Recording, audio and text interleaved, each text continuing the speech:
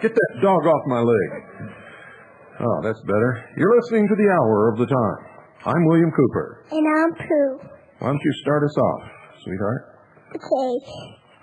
I pledge allegiance to the flag of the United States of America and to the republic for which it stands, one nation, under God, indivisible, with liberty and justice for all.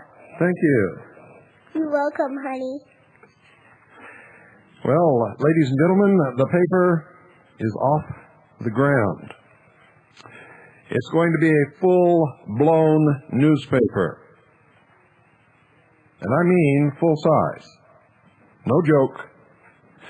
The first issue will be out before or no later than March 1st.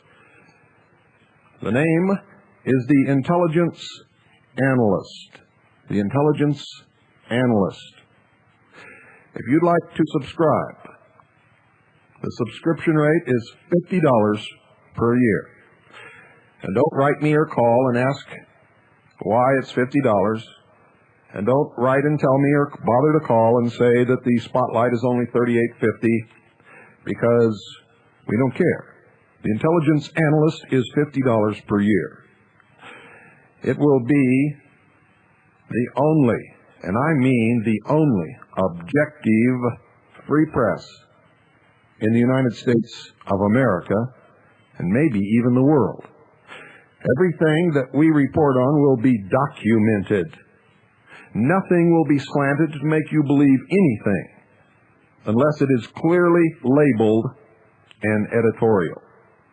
It'll be a newspaper this nation has not seen the likes of, probably since Benjamin Franklin shut down his own press. Ladies and gentlemen, you don't want to miss it. I can tell you right now, the first issue will knock your socks off. And now, from The Secret Places of the Lion by George Hunt Williamson, London, published by Neville Spearman, 1958. I'm going to quote, and then tonight I'm going to read to you some more from the law, from treaties, from Supreme Court decisions. You don't want to miss it. But from The Secret Places of the Lion, I quote, "The mystery will be completely revealed when the earth will be rent by earthquakes, and the secret places of the lion are secret no more. The mystery of mysteries will be revealed at the sounding of the great trumpet. The earth will reap its reward, because through countless ages the thoughts of evil men have created a vibration that must find expression now on a physical plane. The thoughts of those in the light have created a frequency that will literally open the secret chambers and temples of remote antiquity. As the vibrations sealed and protected the tombs, they can also open the tombs in the fullness of time. For there is nothing covered that shall not be revealed, and hid that shall not be known." Matthew chapter 10, verse 26. "And there were voices and thunders and lightnings, and there was a great earthquake, such as was not since men were upon the earth, so mighty an earthquake and so great." Revelation chapter 16, verse 18.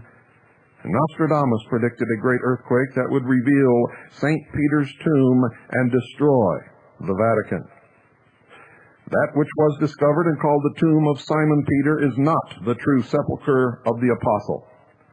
The seven hills of Rome will be torn asunder, and tombs and truths, even as Joseph's tomb in Egypt was exposed on the night of the final Exodus, will be revealed to a world bathed in the new vibrational radiance of the golden dawn.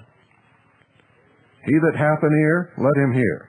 To him that overcometh will I give to eat of the hidden manna, and will give him a white stone, and in the stone a new name written, which no man knoweth, saving he that receiveth it. Revelation chapter 2, verse 17. The harvest gathered by the angel messengers will be small. They will eat of the hidden manna. They will be given a white stone. In that stone there will be a new name written. The hidden manna is the frequency of the golden dawn. The white stone is a purified planet. The new name is an entity lifted into another dimension of time and space. When the secret places of the lion open to man, he will find himself in the secret places of the thunder, and the ancient knowledge of the secret places of the stairs will be his once again, after millions of years of seeking. The earth will shake and tremble, the foundations of the hills will move and be shaken, the heavens will proclaim the newness and everlasting oneness of all things. All this shall come to pass in this generation.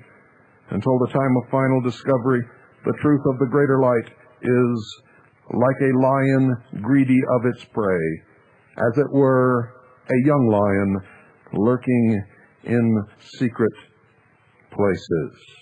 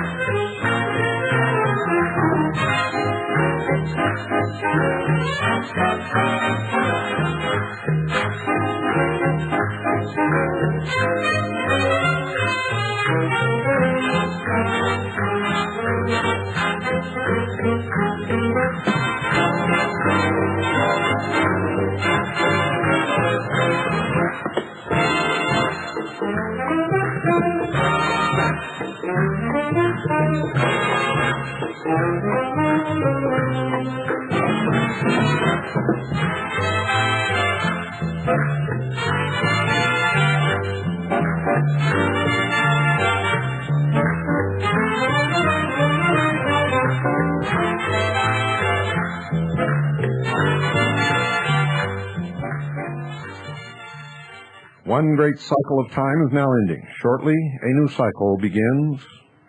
The Christ, or Christos, knocks on the door of the heart of the world. Those that bid him enter shall be the children of the new covenant. Welcome to the New World Order. Read Foreign Relations, April 1974. The article, Hard Road to World Order. It is the blueprint of the destruction of the sovereignty of the United States of America. Title 22, Foreign Relations and Intercourse, page 652. Under definitions, as used in this chapter, the terms arms control and disarmament mean the identification, verification, inspection, limitation, control, reduction, or elimination of armed forces and armaments of all kinds under international agreement, including the necessary steps taken under such an agreement to establish an effective system of international control or to create and strengthen international organizations for the maintenance of peace. Subchapter 2, Organization United States Arms Control and Disarmament Agency, there is established an agency to be known as the United States Arms Control and Disarmament Agency, and very, very, very many paragraphs and pages later, under amendments, you see Americans raised a hue and cry upon reading that definition, because it literally means all arms of all kinds. They raised such a hue and cry that Congress was forced to pass an amendment in 1963. Public Law 88-186 inserted provision precluding construction of this chapter to authorize the regulation of the possession of firearms by an individual. But, ladies and gentlemen, that was a scam. For Executive Order number 11044, Interagency Coordination, September 9, 1987, further elaborated and changed this law. And, folks, under paragraph C of section 1 of that executive order, the terms arms control and disarmament shall be defined as they are defined in section 3A of the Arms Control and Disarmament Act, section 2552A of this title. And let me read to you exactly what that says. It says, ladies and gentlemen, the terms arms control and disarmament mean the identification, verification, inspection, limitation, control, reduction, or elimination of armed forces and armaments of all kinds under international agreement, including the necessary steps taken under such an agreement to establish an effective system of international control, or to create and strengthen international organizations for the maintenance of peace, thus doing away, ladies and gentlemen, doing away with the amendment in 1963 under Public Law 88-186 by changing the definition back to what it originally was. You see how very easy it is to make a law. The public raise a hue and cry. They change the law to conform with the desires of the public, and then, at some short time later, merely insert a small paragraph, putting it all back the way it was before. Title 22, Foreign Relations and Intercourse, page 664, under Amendments, subsection A, Public Law 100-213, amended, generally substituting provisions authorizing appropriations to carry out this chapter for fiscal years, blankety blank blank. And then down in 1977, subsection A, Public Law 95-108, further changes it. And then in 1975, subsection A, Public Law 94-141, section 141, and then a killer. Subsection D, Public Law 94-141, subsection 148, struck out subsection D relating to prohibition of using appropriated funds for the dissemination of propaganda within the United States concerning the work of the United States Arms Control and Disarmament Agency.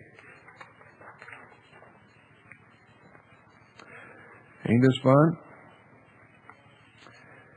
Now here we have United States Arms Control and Disarmament Agency, Washington, D.C., December 14th, 1992.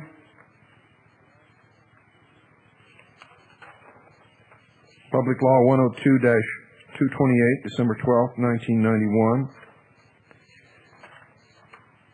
Dear Mr. President, well, let me start on the other side. The Inspector General of the Arms Control and Disarmament Agency, ACDA, was assisted in considering executive branch organization for arms control and in reviewing ACDA's performance by a panel of present and former arms control practitioners and Office of Inspector General inspection staff members who prepared this report.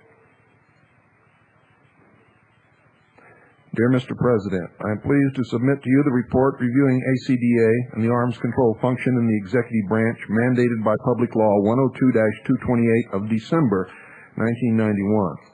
As directed in the legislation, I am also submitting the report to the Speaker of the House of Representatives and the Chairman of the Committee on Foreign Relations of the Senate. To assist me in conducting this review of ACDA's performance and executive branch organization for arms control, I appointed a panel under the leadership of retired Ambassador James E. Goodbye, appropriate name, Goodbye USA.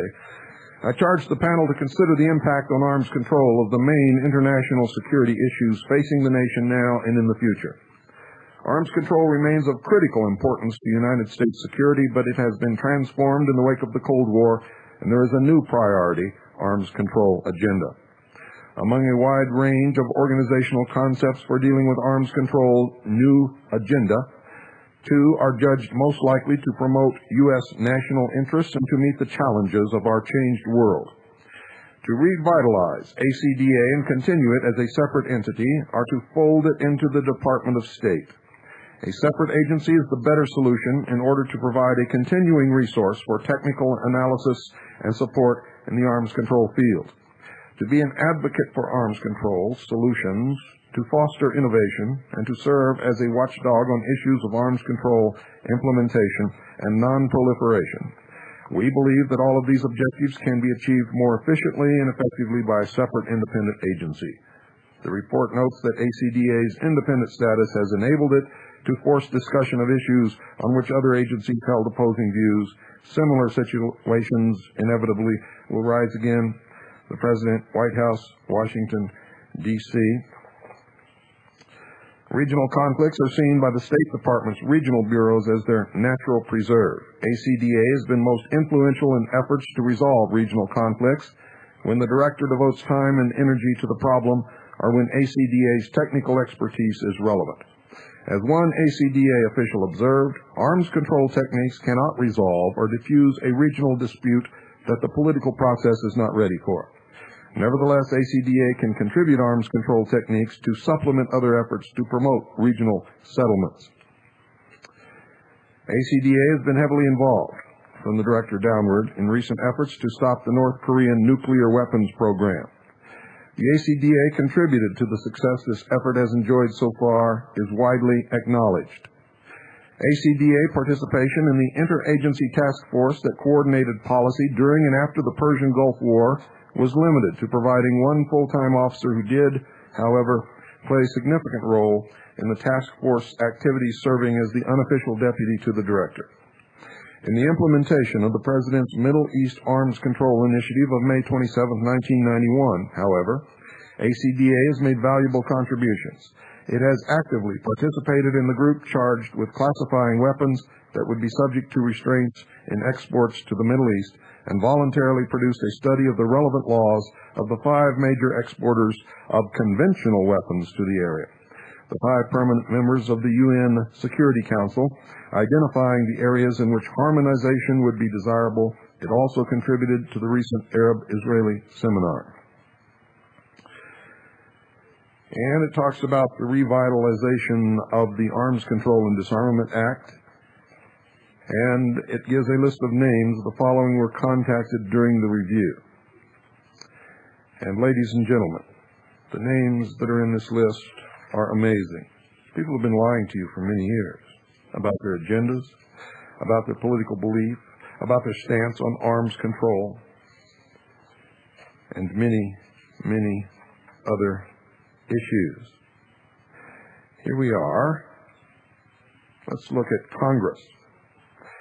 Senators Honorable John Glenn, Honorable Carl Levine, Richard Lugar, Sam Nunn, Claiborne Pell, Paul Simon, Dante Fassel, Porter Goss, Lee Hamilton, John Kyle, and congressional staff members, Senator Biden, Jamie Rubin, Senator Glenn, Leonard Weiss, and Randy Rydell, Senator Gore, Leon Forth, Senator Levin, Richard Fieldhouse, Senator Lugar, Ken Myers, Senator Pell, William Ashworth, Senator Roth, Ian Butterfield, Senator Simon, Jonathan Stein, Senator Wallop, Eric Thomes, Senate Armed Services Committee, Robert Bell, Senate Foreign Relations Committee, David Sullivan, Congressman Kyle, David Smith, Congressman Solars, Stanley Roth, House Foreign Affairs Committee, Ivo Spalatin, House Foreign Affairs Committee, Walker Roberts, House Foreign Affairs Committee, Janie Hatcher, House Foreign Affairs Committee, David Barton, Office of Technology Assessment, Gerald Epstein, and I can go on and on and on. Government-funded research institutions and laboratories, RAND, Lawrence Livermore National Laboratory, Los Alamos National Laboratory, Arvid Lundy, American Enterprise Institute, Brookings Institution, Dr. Lawrence Korb, Brookings Institution Ambassador retired Raymond L. Garthoff, Brookings Institution, Jan Noland, Council on Foreign Relations. Well, they're not involved in anything. There's probably no such organization. Just a bunch of old men that sit around and tell stories. Yes. I'm the only one gifted by God to tell you what to think on the EIB network.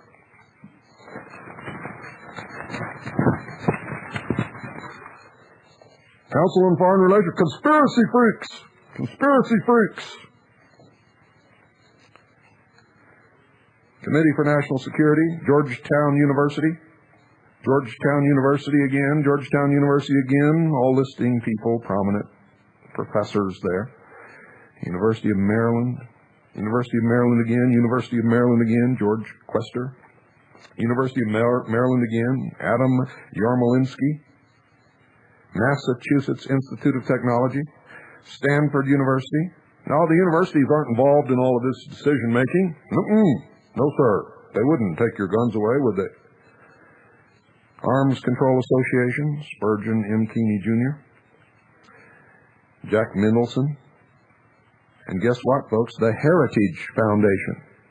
The Heritage Foundation, Kim Holmes, Baker Sprain, John Getty, James Phillips, the Union of Concerned Scientists, Ambassador retired Jonathan Dean, Washington Quarterly, Brad Roberts, Woodrow Wilson Center, Janone Walker, President, Carnegie Foundation, Ambassador retired Morton Abramowitz, President Henry L. Stimson Center, Michael Crepon, Assistant Director, Henry L. Stimson Center, Amy Smithson, Director, International Institute for Strategic Studies, London, Francois Heisborg.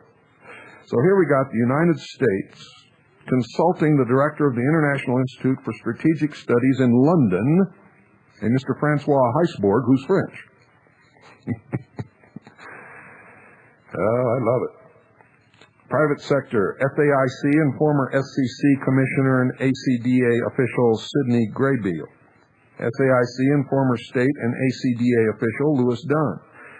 Meridian Corporation and former state and ACDA official Lois Nozenzo. Ogden Environmental Services and former ACDA official Charles Van Doren. Isn't he the guy that got kicked off of the $64,000 question for cheating? Schloss Associates and former state and ACDA official Leon Schloss. Lawyer and former SALT I delegation legal advisor John Rhinelander, Esquire. President BDM Corporation and former National Security Council staff Philip Odeen. And many more. In fact, maybe I'll just read you all of these names. Why not? We've got the time. Arms Control and Disarmament Agency, Ronald F. Lehman II. Deputy Director, Stephen R. Hanmer, Jr. Office of Security, James Lannon. Office of Administration, Kathleen Lawrence. Executive Secretary, Barbara Starr. U.S. Commissioner, SCC and BCC, Ambassador Robert Joseph. United States Representative, SVC and JCIC, Ambassador Stephen Steiner. Counselor and Congressional Affairs, Ambassador Richard Hallwill. Policy Planning Group, Michelle Markoff, Director. Senior Military Advisor, Colonel Donald Sellers, United States Air Force. Chief Science Advisor, Nancy Dowdy. Office of General Counsel, Thomas Graham Jr. General Counsel, Mary Elizabeth Hoinks, Deputy. Office of Public Affairs, Sharon Basso, Acting Director. Bureau of Multilateral Affairs, Michael Moody, Assistant Director. David Clinard, Principal Deputy Assistant Director. Donald Molly, Deputy Assistant Director. Bureau of Non-Proliferation Policy, Bradley Gordon, Assistant Director. Norman Wolf, Principal Deputy Assistant Director. Vincent DeCane, Deputy Assistant Director. Bureau of Strategic and Nuclear Affairs, Lucas Fisher, Acting Assistant Director. Bureau of Verification and Implementation, Fred Eimer, Assistant Director. Edward Lacey, Deputy Assistant Director.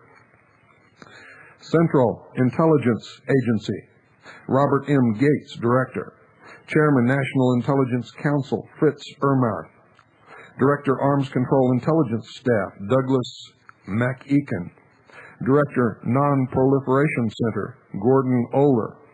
Chief Treaty Monitoring Center, James Peake, from the Defense Intelligence Agency. Panel members also talked with 12 other CIA personnel. Department of Commerce, Assistant Secretary for Export Administration, Acting, James Lee Munyon. Director of Foreign Policy, Office of Technology and Policy Analysis, David Schlechte. Department of Defense, Undersecretary of Policy, Paul Wolfowitz. Assistant Secretary for International Security Policy, Stephen Hadley. OSDISP, Deputy Assistant Secretary, Frank Miller. OSDISP, Deputy Assistant Secretary, Douglas Graham. Deputy Assistant Secretary, William Ingley. Assistant to the Secretary of Defense, Atomic Energy, John Barreley. Assistant to the Chairman of the Joint Chiefs of Staff, Lieutenant General Barry R. McCaffrey, United States Army. Director, Defense Intelligence Agency, Lieutenant General James R. Clapper, USAF. Maybe we can turn it off.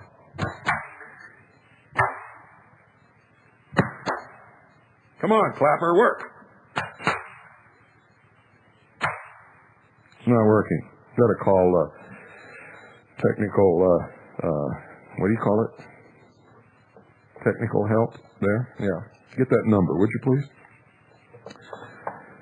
Joint Chiefs of Staff, J5, Deputy Director, International Negotiations, Major General Gary Curtin, United States Air Force. Panel members also talked with 14 other Department of Defense personnel. On-Site Inspection Agency. You didn't even know there was such a thing, did you? On-Site Inspection Agency. Believe me, the Russians have their people here from their On-Site Inspection Agency also. Director, Major General Robert Parker, United States Air Force. Principal Deputy Director, Jorg Minzel, Arms Control and Disarmament Agency. Deputy Director, Edward M. Ift, Department of State. Director, Office of Arms Control and Non-Proliferation, Victor Alessi. Director, Office of Public Affairs, Barry Daniels. National Security Council Staff, Defense Policy and Arms Control, Brigadier General John Gordon, United States Air Force. Susan Koch, Craig Chellis, Richard Davis, Daniel Poneman, Will Toby. International Economic Affairs, Richard Barr. Legal Advisor, Nicholas Rostow. Secretary James A. Baker III, Department of State. Deputy Secretary Lawrence S. Eagleberger. Undersecretary for Political Affairs, Arnold Cantor. Undersecretary for International Security Affairs, Reginald Bartholomew. Undersecretary for International Security Affairs, Frank Wisner. Ambassador at Large, Richard Kennedy. Head of Delegation to the Negotiations on Nuclear and Space Arms. Space Arms? Space Arms?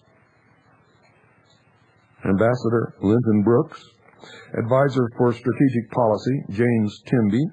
Senior Representative for Strategic Technology Policy, Ambassador Alan Wendt.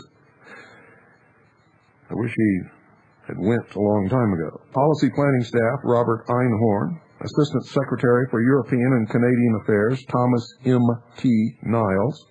Assistant Secretary for Political Military Affairs, Richard Clark. Assistant Secretary for Political Military Affairs, Robert Gallucci. Principal Deputy Assistant Secretary for Political Military Affairs, Mark Grossman. Deputy Assistant Secretary for Political Military Affairs, Robert Walpole. Assistant Secretary for International Organization Affairs, John Bolton. Acting Deputy Assistant Secretary for Nuclear Energy and Energy Technology Affairs, Fred McGoldrick. Deputy to the Coordinator for United States Assistance to the New Independent States, Ambassador Richard Armitage. Lay out a few more lines there, Georgie. See if Grits wants some. Oh, that's right. I forgot he ratted on us. Don't give him any. United States Information Agency, U.S. Delegation, U.S. Representative Ambassador Stephen Ledogar, Deputy U.S. Representative Lyle Brecken, Executive Secretary John King, Senior Department of State Representative Robert Dubois, Senior Office of the Secretary of Defense Representative Ron Nelson, Senior Department of Energy Representative Thomas D. Agostino, Senior Joint Chiefs of Staff Representative Colonel David Lambert, United States Army, CD Secretary General Ambassador Vincente Berasetegui, Australian Representative Ambassador Gerard Herrera, with French Deputy Representative, Japanese Representative Ambassador Tanaka, Netherlands Representative Ambassador Hendrik Wagenmakers, Russian Representative Ambassador Sergei Batsanov, Swedish Representative Ambassador Carl Magnus Hyaltinius, United Kingdom Deputy Representative Ian Kenyon, Deputy Chief of Mission, U.S. Mission to the United Nations Organizations in Geneva, H. Clark Rogers, and in Vienna and London and United Nations, and on and on and on and on and on. Former officials: Honorable William F. Burns, Major General, United States Army, retired. Honorable Ralph Earl II, Honorable Fred Ilkel, Honorable George M. Senius II, Honorable Gerard C. Smith, Honorable Paul C. Warnke. Many of these names are famous. Intermediate Range Nuclear Forces Negotiator, Honorable Paul H. Nitze. Intermediate Range Nuclear Forces Negotiator, Honorable Maynard W. Glitman. Head of Delegation to the Negotiations on Nuclear on Space Arms and Space Arms, Honorable Max Kampelman. Head of Delegation to the Negotiations on Nuclear and Space Arms, Honorable Richard R. Burt. Conventional Armed Forces in Europe Negotiator, Honorable R. James Woolsey. Secretary of Defense, Honorable Donald Rumsfeld. Secretary of Defense, Honorable Frank Carlucci. Ooh, there's a famous one. Director of Central Intelligence, Honorable William Colby. Director of Central Intelligence, Honorable Richard M. Helms. Both extremely shady characters, the likes of Al Capone. Under Secretary of State for Security Assistance, Matthew Nimitz, Esquire. Deputy Under Secretary of Defense for Policy, Walter Slocum, Esquire. Deputy Director, Office of Science and Technology, Policy and National Security Council Staff, Benjamin Huberman. Now, folks, these are just the ones on the record.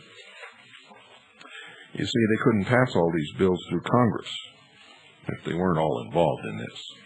Do you understand what I'm telling you? Don't go away. Don't go away. I might be back.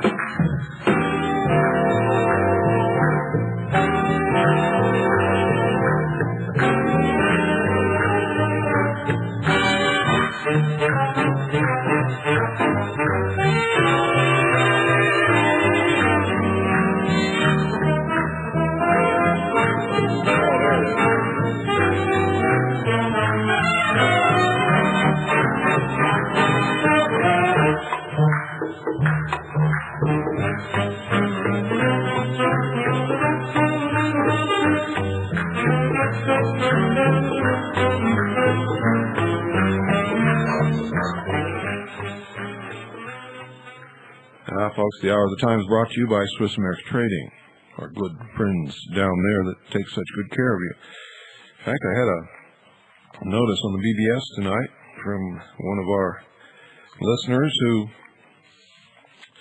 didn't have a lot of money and wanted to take care of their economic situation. Called Gene Miller, and by golly, they didn't think they were going to be able to do anything, but Gene worked with them and helped them, and they were very, very happy with the results. And if you have doubts, call Gene Miller or anybody else down at Swiss America Trading. Just talk to them. They'll help you. That's their job. And they promised me to give you red carpet treatment and help you in any way that they can. And they've never failed to do that yet, folks. Never, not once. You need some real money. Real money. In the United States Code, it specifically says that the money of the United States of America is gold and silver coin. Gold and silver coin. It says the measurement of the money shall be expressed in dollars, which shall indicate a specific weight of gold and silver coin.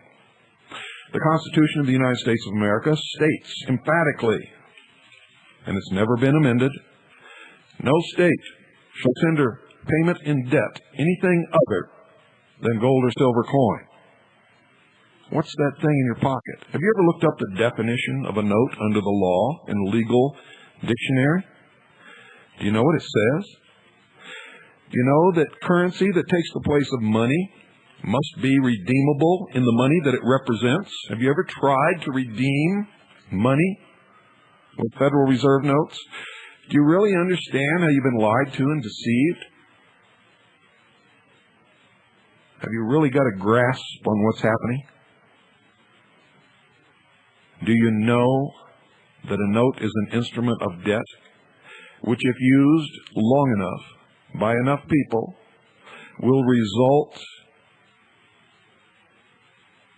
ladies and gentlemen, in the turnover of all your assets to those who hold the notes? Were you aware of that? Do you even care? If you do care, and if you are aware, folks, do something about it. Get some real money, and do it quick. 1-800-289-2646. 1-800-289-2646. Do it now, before it's too late.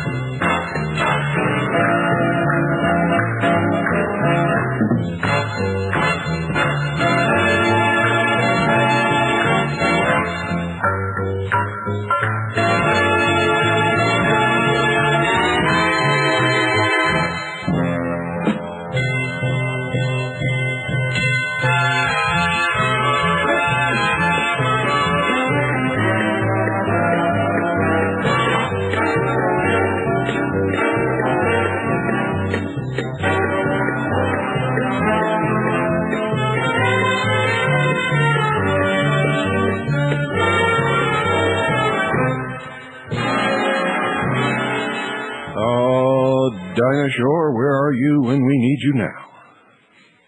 Oh, for a good old 1955 Chevrolet and a road map of Route 66. We wouldn't have to worry about any of this, would we? This, ladies and gentlemen, is from the United States Department of State Dispatch, Bureau of Public Affairs, November 15th, 1993, Volume 4, Number 46. Let me read you some of these titles here. NAFTA in the Overriding Interest of the United States by Secretary Christopher. NAFTA implementing legislation and related documents by President Clinton. Building a consensus on international peacekeeping by Madeleine K. Albright. Open Skies Treaty ratified. Open Skies Treaty? Oh, what's that? Then we got treaty actions and new ambassadors. Don't bust a gut there, Bart. Don't fall off that stool, okay? Open Skies Treaty ratified. You've heard me say before, ladies and gentlemen, that in the ratification of the Disarmament Act and in all of the amendments and everything to it, they've established a method to ratify the disarmament of the countries involved, which is all.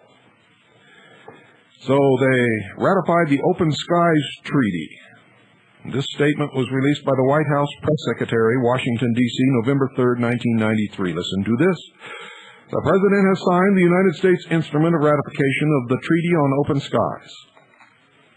This multilateral aerial observation regime represents the broadest and most flexible effort to date to promote openness and transparency of military forces and activities. Do you know what that means? It means every day Russian planes fly across the United States. Yes, they did. With intelligence gathering equipment, including cameras, eavesdropping equipment, reconnaissance equipment, and they photograph the entire United States of America, including all of our military installations.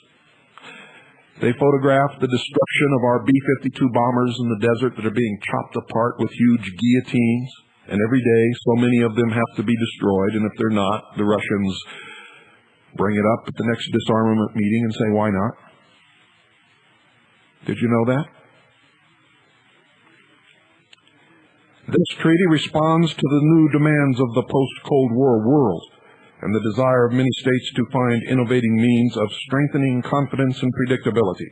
It will give all participants an agreed way to obtain information about foreign military forces and activities of concern to them. Notice they didn't say anything about foreign military forces getting access to our military deployment and facilities, did they? Under the treaty, each participating state may conduct a certain number of unarmed flights anywhere over the territory of the other participants using approved observation techniques. The data collected during these flights will be available to all participants. This combination of breadth of coverage, flexibility of use, and availability of information enables the Open Skies regime to make a unique contribution to building confidence and enhancing stability. Does it make you feel safer?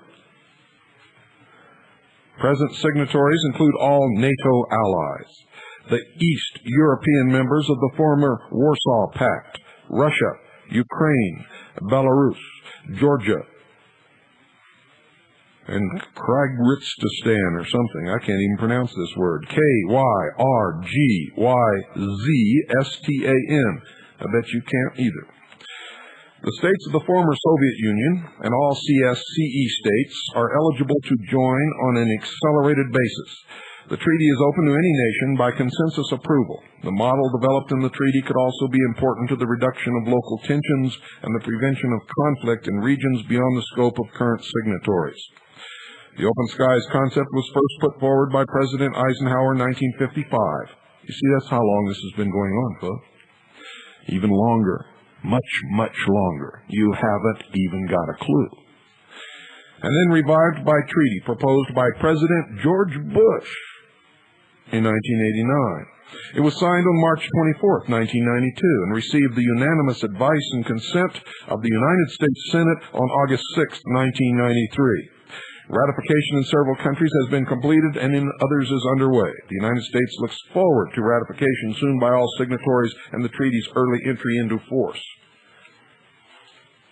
You understand what that means? And from the intelligence and security implications of the Treaty on Open Skies, report of the Select Committee on Intelligence, United States Senate, May 19, 1993. This is Senate Report 103-44. On page 7, one area in which a decision mechanism is not specified is what to do if representatives of the observed party believe that the observing party has used a censor improperly. The observed party controls both the airspace and the ground, so it can always bring force to bear. But no means short of that is set forth for preventing the observing party from leaving the country with improperly gathered data. So any dispute in this area could well escalate to this level and become at least a minor diplomatic incident. Nevertheless, what they got. And the chief U.S. representative to the Open Skies negotiations testified to the committee that the United States does not expect to be the primary direct beneficiary. Do you understand? We're not going to benefit from this. The Russians will. And so will all the other countries who are allowed to overfly and photograph all of our military, missile, and strategic installations, railroad lines, highways, cities, anything of military importance that could be classified as armament are promoting for the delivery or transfer of armament from place to place. Does not expect the United States to be the primary direct beneficiary in terms of information gains of the openness that the treaty will provide. Rather, he stated, the greatest information gains resulting from the treaty will go to the great majority of participants other than the United States. How about that, folks? Potential future value. Open skies may have the most benefits for non-time sensitive issues where research based on bonus coverage is useful. According to the testimony of executive branch officials, the greatest informational benefits to the United States from the Open Skies Treaty may rest in future environmental sensing packages, either under this treaty or pursuant to a future agreement. Environmentally monitoring could provide the model for a future global airborne environmental monitoring regime. Global change research.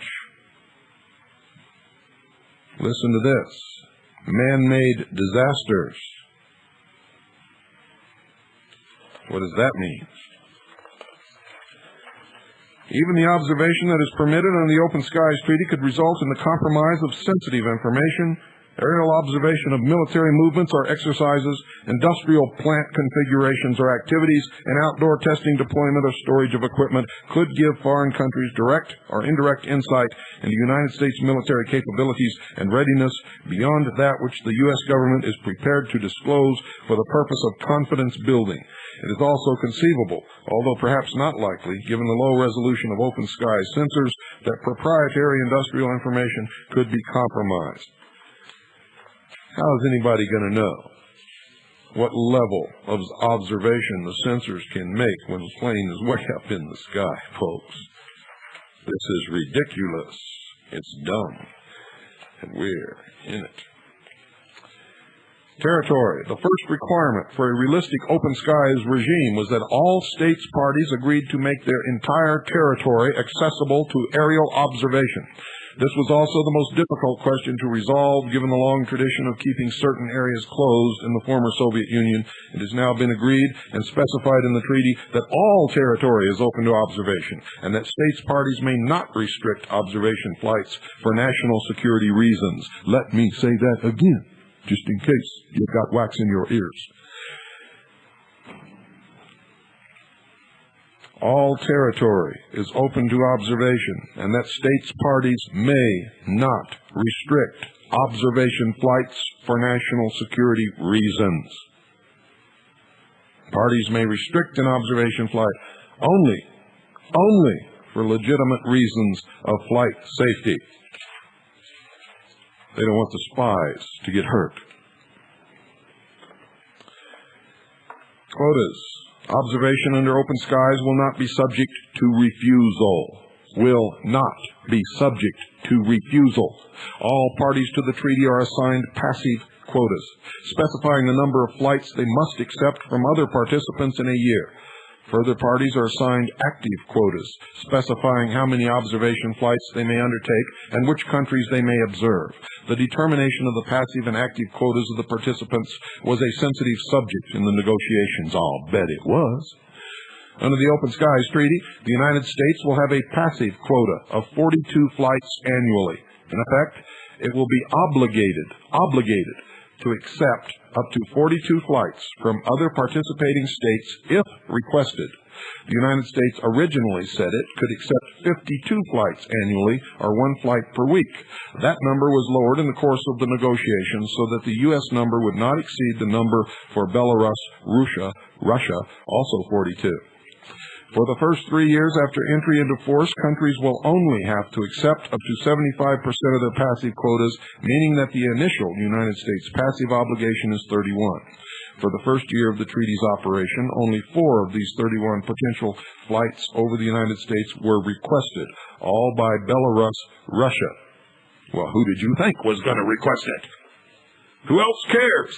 Who else has the capability to attack us? Why would they want to know? Which are operating as a group of states parties under the provisions of the treaty. As a group, Belarus, Russia will have a joint quota and will conduct observation flights jointly and receive flights jointly, which may go to any portion of their combined territory. No other participating state expressed interest in observing the United States.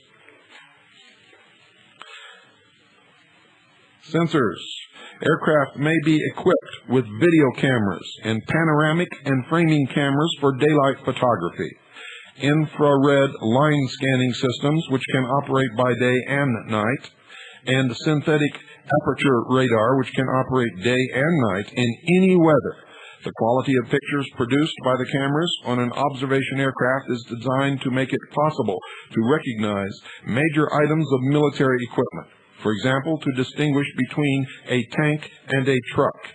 States parties may consider additional categories of sensors during periodic meetings of the Open Skies Consultative Commission to ensure the fullest possible participation in open skies, including participation by states lacking appropriate sensor technology. Listen to this.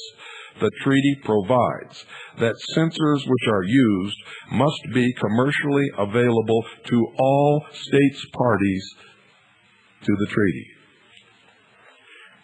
So if we're going to use a specific sensor to overfly another country, such as Russia, we must make that same equipment commercially available to Russia and any other state party to the treaty.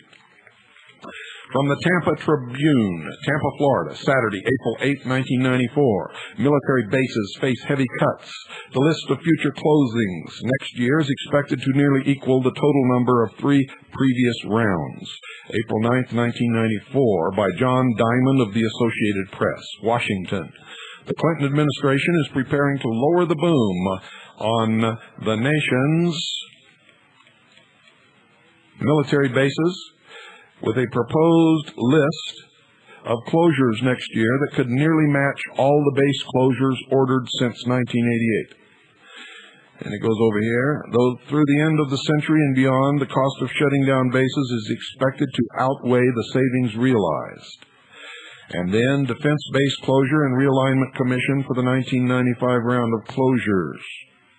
It is important that we use the last round of closures to align our base structure more closely with our future mission needs. What future mission? She said Pentagon officials expect a sizable proposal for closures and realignments. What realignments?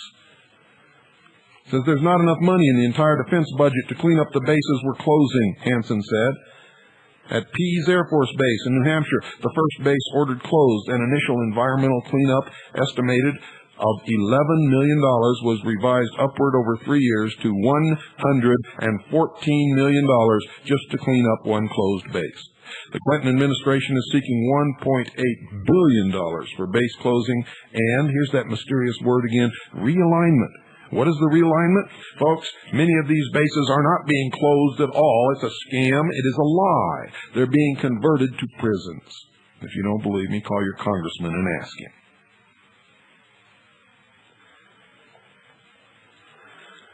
Come together to stop the spread of weapons and violence in our communities and around the world. International Citizens Assembly to Stop the Spread of Weapons, New York City, April 19th through the 24th, 1995. We seek to build a movement embracing all cultures, races, and nations This requires peace with social, economic, and environmental justice. It means opposing all weapons of destruction, from nuclear and conventional arms used between nations to handguns and assault weapons used between neighbors. The spread of weapons, large and small, stimulates violence and wastes money and human resources which should instead be used to meet basic human rights and needs. Did you know, ladies and gentlemen, that on the grounds of the United Nations in New York, a foreign country has erected a sculpture of a Smith & Wesson revolver with its barrel tied in a knot. Now, why did they put it on the grounds of the United Nations in the United States of America in New York? Why didn't they put this statue up in their own country, on their own land, on their own property, in their own city? Anybody know the answer to that? Anybody at all? And by golly, here's the Tokyo 1991, the annual meeting of the Trilateral Commission. Trilateral Commission? There's no such thing. No, that's those conspiracy nuts again, and we're not taking any calls from those people. For I, God's gift to the world, am sitting on half my brain. The other half is safely tucked away in a safety deposit box in Citibank, in the Kremlin branch. Only I am gifted by God to tell you how to think and call the president names for 3 hours every day. So don't listen to these conspiracy freaks who tell you that the Trilateral Commission even exists, because it doesn't even exist and they're not involved in anything, even if they were, and the Rockefellers don't have anything to do with it. Quoting, ladies and gentlemen, from Tokyo 1991, the annual meeting of the Trilateral Commission. Trialogue 43, the Trilateral Commission was formed in 1973 by private citizens of Western Europe, Japan, and North America to foster closer cooperation among these three regions on common problems. It seeks to improve public understanding of such problems, to support proposals for handling them jointly, and to nurture habits and practices of working together among these regions. The chairman of North America is David Rockefeller. David Rockefeller. Under the table of contents, Japanese developments and their international implications, Asia-Pacific regional developments in a global context. Section 3, future of the international economic order. Section 4, the Gulf crisis. What peace after war? All through here are the terms New World Order, New World Economic Order, global cooperation.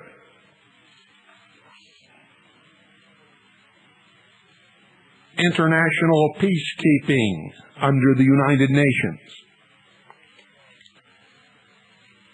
They have a list of reports and books and publications, global cooperation after the Cold War, etc., etc., etc., etc. Good night. God bless you all. Please wake up and God save this republic.